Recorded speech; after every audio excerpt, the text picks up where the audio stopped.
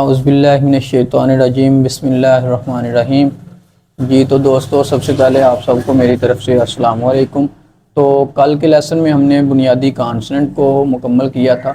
तो आज हम जो ये अख़ज़शुदा कॉन्सोनेंट हैं तो आज हम इनको करेंगे मुकम्मल।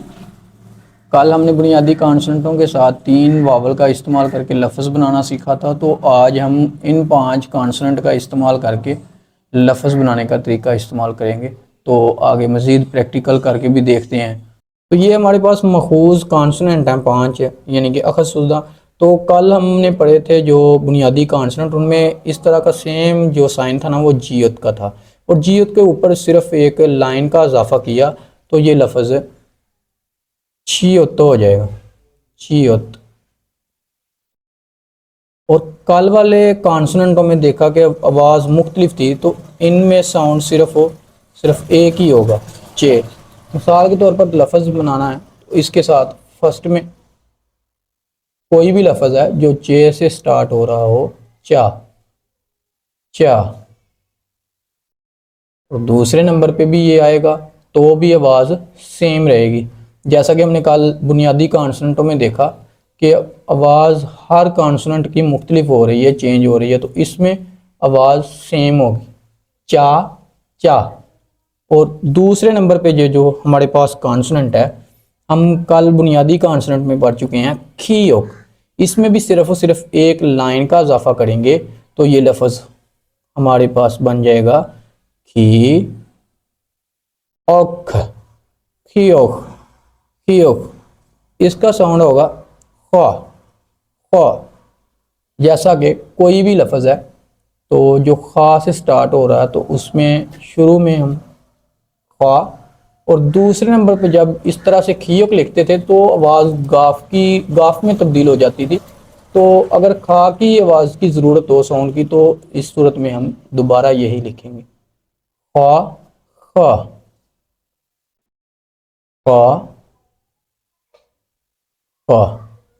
और तीसरे नंबर पे ये जो हमारे पास साउंड है, पहले हम पढ़ चुके हैं दिग्गत या थिग्गत भी बोलते हैं, तो इसमें भी एक लाइन का इजाफा किया तो ये हमारे पास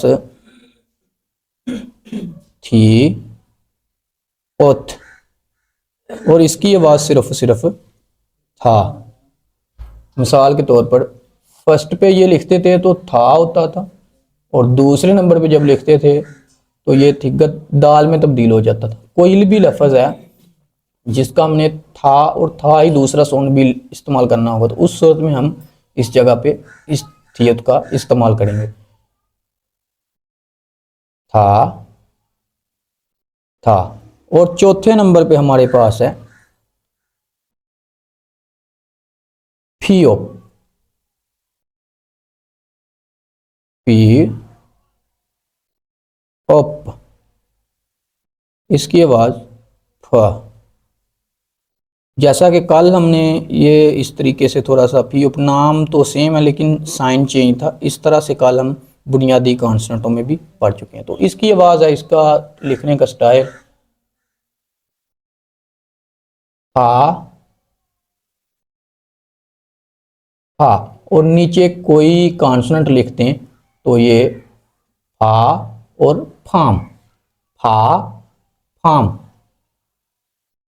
फा और फा, और नीचे मीम, फा, फम। और लास्ट पे जो हमारे पास कॉन्सोनेंट है वो ही होता है। इस तरह से 2 लाइनें और नीचे ये ज़ीरो का अलामत,